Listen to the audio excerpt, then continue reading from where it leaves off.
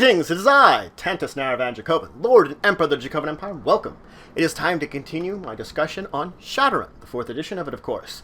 We were talking about magic in the Awakened world, and we're coming towards the end of what we're going to talk about. So today, I'm going to introduce to you mentor spirits, and I'm going to talk about the basics of reading through the Street Grimoire and understanding the various spells that you can cast as a magician. I'll, of course, start by talking a few of the categories of spells and finish those up next time. So let's, of course, talk about mentor spirits, because that's where I wanted to start with.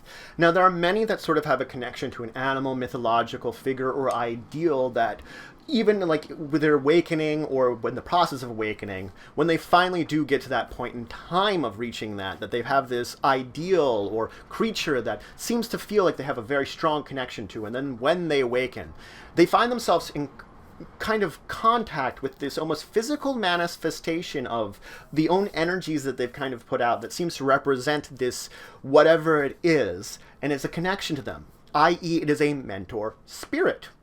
Now, any kind of awakened being can take this, whether a magician or adept, whether any kind of tradition. As long as you take the mentor spirit quality, you are allowed to have a mentor spirit. Effectively, it is some kind of being that is almost like a manifestation of the very magical energies that you're connected with that kind of looks over you.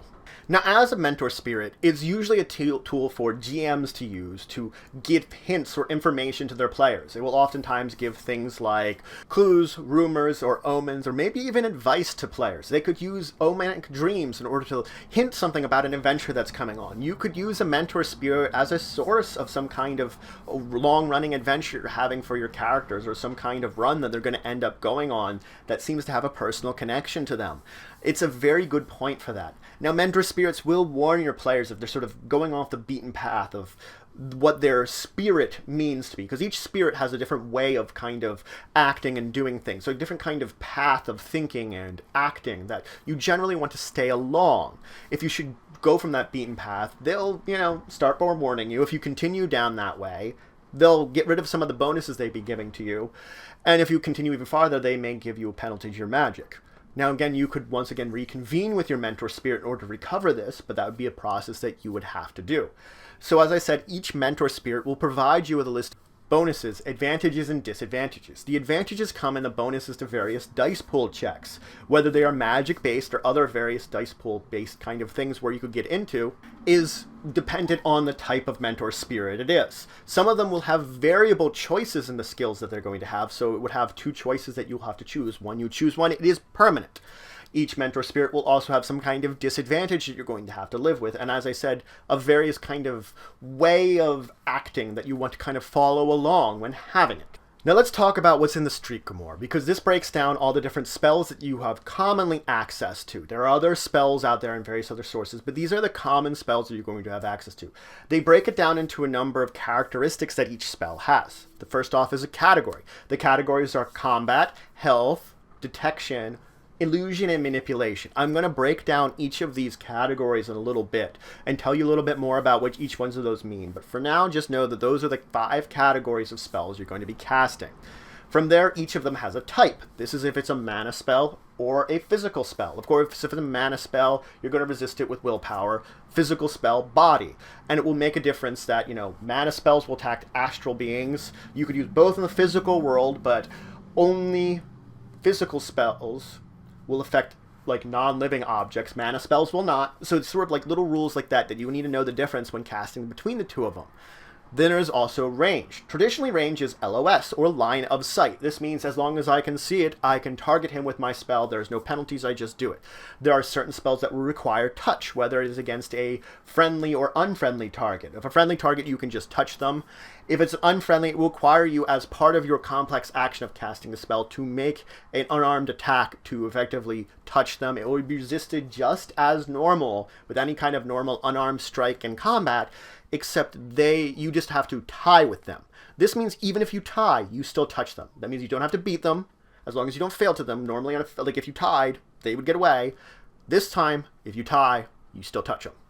This point will list any other kind of sort of complications that are involved with a lot of times of spells, like if the target needs to be willing for you to touch it, that'll tell you there.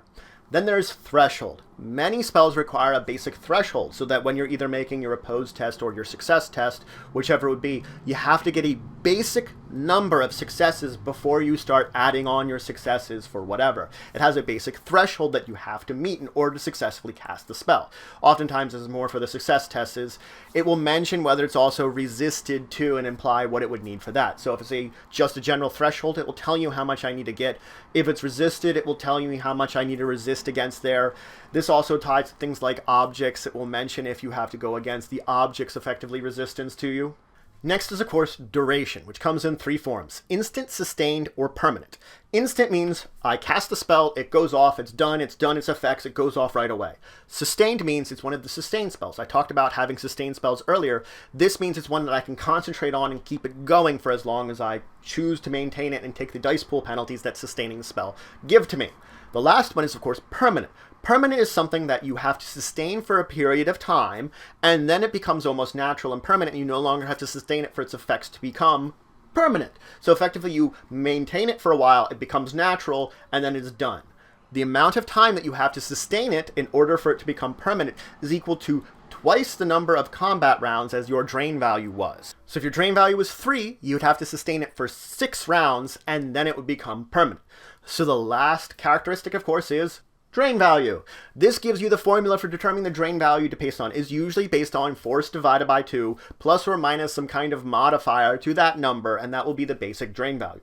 Of course, if the force is under your magic and you're casting as normal, it's going to be stun. If you're overcasting, it will be physical, and you would resist it the same way, whatever way, each time it's your drain. Now let's talk about combat spells.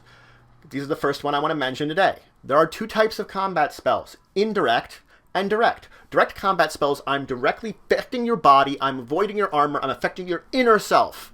Indirect combat spells, I'm throwing some kind of energy or elemental effect at you and it's hitting you that way. So one of them, I'm like entering and attacking you with my spell directly. The other one, I'm throwing something sort of at you. Now, direct combat spell, I'm going to use my spell casting plus my magic, and they're going to resist with either their body or their will, depending on if it's physical or mana spell, and I only need 1 success to affect them with said spell. Now, they can add things like counterspelling in order to resist me, but effectively I just need that 1 success to actually hit them with the spell. If I'm using a direct combat spell on an object, it would be the object resistance table I would once again have to look at for that one. Now, on the other hand, if I'm using an indirect one, I'm again using magic plus spellcasting, but they are resisting with their reaction. They're attempting to dodge out of the way of it. Should I hit them, they will resist the damage value with their body plus half of their impact armor. If the damage value is reduced below what their armor value is, then it becomes stun damage rather than physical. So I'm hitting them with something. If I'm still exceeding their armor value, once I'm done dealing damage, then it's physical damage still. If it gets reduced, it becomes stun damage, but effectively they're using half of their impact plus their body to resist the effects of this indirect spell. Now, some spells will have actually an elemental effect associated with something like fire or acid. These will, of course, be resisted by half impact or armor, and we're usually going to be indirect spells. And they're going to usually have some kind of secondary effect, whether they're like setting something on fire or melting gear because they're acid, that will list it in the description of each spell how these secondary effects will hit the target.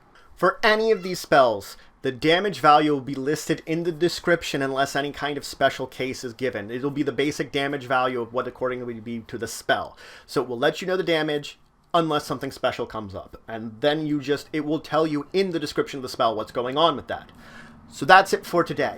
I introduced you to a couple more things in the Awakened world of Shadowrun. I introduced you to mentor spirits, which give both advantages and disadvantages for having them, but they are an interesting little quirk that you can take of positive quality. I also introduced you to the spells. I introduced you to understanding what the various parts of the description of a spell are so that you know when you're looking at a spell what its various statistics are and reading through it. I also began introducing you to the categories of spells. I talked about combat spells, both indirect and direct ones, which is effectively for dealing damage to your opponents. In the next episode, I'm going to go over the rest of the categories, so try to finish up the Street Grimoire and move into the next section of the book, talking about health spells, dissection spells, illusion spells, and manipulation spells. So if you have any questions, comments, anything you want to say, anything you think I left out, please leave in the comments below. Please like, share, and subscribe. It shows your support for the channel, the Empire, and the work I do. If you want to show some extra support, you could always check out my Patreon, link in the description below. But regardless, until the next time, I bid you farewell.